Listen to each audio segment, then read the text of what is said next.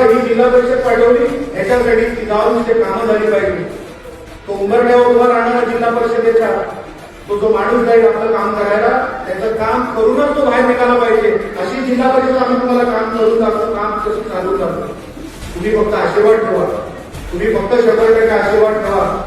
ही जिल्हा परिषद असेल, पंचायत समिती असेल, येणाऱ्या सगळ्यांनी ओळखा. शिवसेना 100% जिंकल्याशिवाय राहणार नाही. मी तुमच्या विश्वासावर जिंकतो, तुमच्या विश्वासावर जिंकेल. तुम्ही फक्त आज जसा आमदार केला मला साथ दिली.